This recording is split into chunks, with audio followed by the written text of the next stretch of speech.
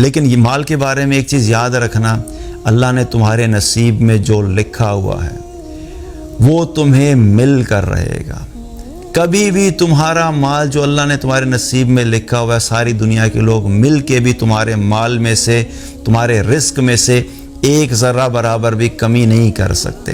اور ایک چیز یاد رکھنا کہ جو تمہارے نصیب میں نہیں لکھا ہوا، ساری دنیا مل کے بھی تمہیں وہ عطا نہیں کر سکتی۔ مال کا فیصلہ اللہ کے ہاتھ میں ہے۔ وہ اللہ ہے جو کہ مال کو کبھی بڑھاتا ہے، کبھی کم کرتا ہے۔ اولم یعلم ان اللہ یبسط الرزق لمن یشاء ویقدر، کیا یہ جانتے نہیں ہیں کہ اللہ یہ جس کا رزق بڑھاتا ہے، جس کا رزق کم کر دیتا ہے۔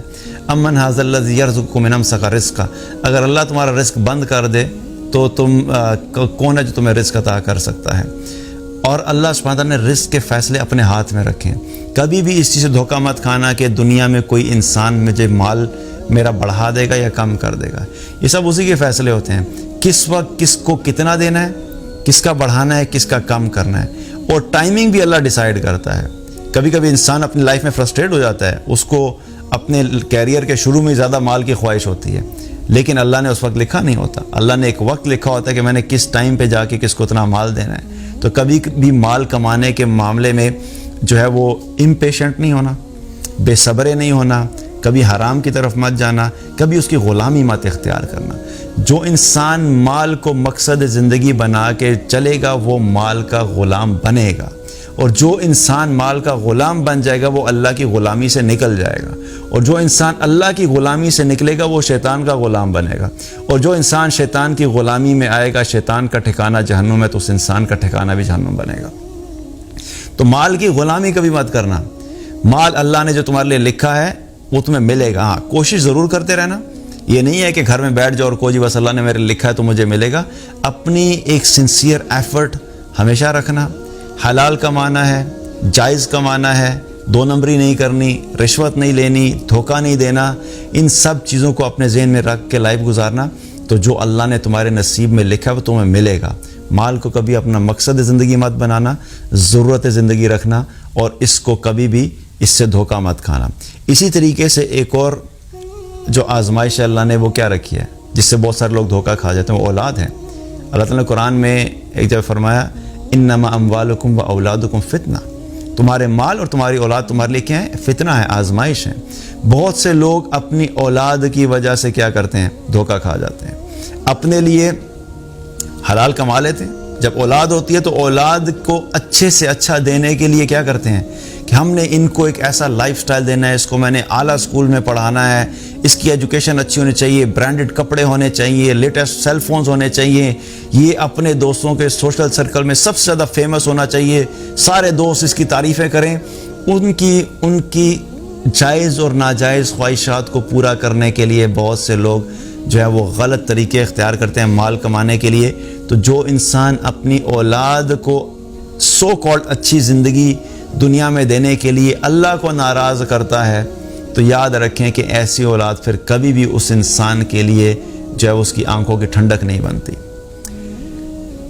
جو اولاد کے لیے اللہ کو ناراض کرے گا، اللہ اس کی اولاد کو اس کے لیے ناراض کرا دے گا۔ یہ اللہ کا فیصلہ ہے۔ جو انسان اللہ کو راضی نہیں کرتا اور اپنی اولاد کی خاطر اللہ کو ناراض کرے گا، تو پھر اللہ سبحانہ تعالیٰ کو ایسے شخص کی کوئی ضرورت نہیں ہے۔ وہی اولاد پھر اس کے لیے آخر میں کیا ہوتا ہے؟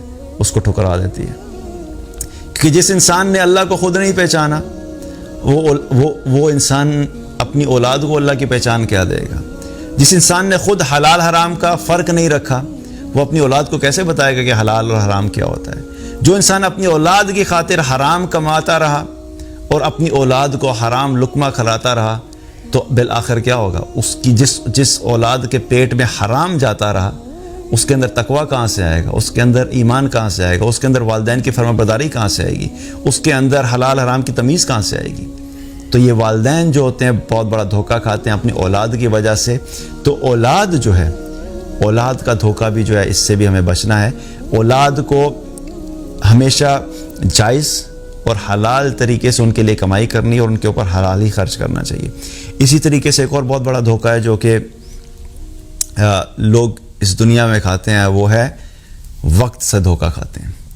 ان کو بہت بڑا دھوکہ لگتا ہے کہ میرے پاس وقت بڑا ہے، ابھی تو میرے پاس ٹائم ہے، فی الحال میرے ایمبیشنز ہیں، لائف کا کیریئر سٹارٹ ہو رہا ہے، ابھی میری ایجوکیشن کمپلیٹ ہوئی ہے، ابھی تو میری جاب سٹارٹ ہوئی ہے، ابھی میں نے چل کرنا ہے، ابھی پارٹی کرنی ہے، ابھی ہینگ آؤٹ کرنا ہے، ابھی کیا نمازیں پڑھوں، ابھی کیا قرآن پڑھوں، کیا میں ابھی داڑھی رکھوں، کیا ابھی مولوی بننا، کیا میں ابھی حجاب کروں گی، آؤٹ ڈیٹڈ لگوں گی. ابھی میرے پاس وقت ہے. جب وقت آئے گا، شادی ہو جائے گی، بچے ہوں گے، پھر اللہ کو یاد کر لیں گے، اللہ کی طرف چلے جائیں گے، داڑھی بھی رکھ لوں گا. خواتین سوچتی ہیں حجاب کر لوں گی، لیکن ہمارے پاس کیا گارنٹی ہے کہ ہمارے پاس اتنا وقت ہے کہ ہمیں یہ سب کرنے کا موقع ملے گا. یاد رکھو، وقت سے کبھی دھوکہ مت کھانا. یہ وقت کبھی بھی تمہارے لیے رکے گا نہیں. یہ وقت کبھی بھی تمہیں اتنا نہیں ملے گا جتنا تم چاہو گے. وقت تمہارے پاس اتنا ہی ہے جتنا اللہ نے تمہارے مقدر میں لکھ دیا ہے، اور کس کے لیے اللہ نے کتنا وقت مقدر میں لکھا ہے وہ اللہ نے کسی کو نہیں بتایا. ہماری جو ایج ہوتی ہے اصل میں تو وقت ہی ہے. کسی کو 40 سال کا وقت ملتا ہے، کسی کو 50 سال کا وقت ملتا ہے، کسی کو 20 سال کا وقت ملتا ہے. وقت ایک مہلت کی طرح ہے، اللہ نے ہر ایک کے لیے الگ الگ مقرر کیا ہے. اپنی زندگی کا ہر دن یہ سمجھ کے گزارا کرو، ہو سکتا ہے کہ مجھے کل وقت نہ ملے، ہو سکتا ہے کہ مجھے کل موقع نہ ملے. مجھے آج ہی اللہ کو راضی کرنا ہے، مجھے آج ہی اللہ کی فرما برداری کرنی ہے، مجھے آج سے ہی توبہ کرنی ہے، مجھے آج سے ہی گناہوں کو چھوڑنا ہے، مجھے آج سے ہی اپنی آخرت کی تیاری کرنی ہے. مجھے نہیں پتا کہ مجھے دوبارہ مزید وقت ملے گا کہ نہیں ملے گا.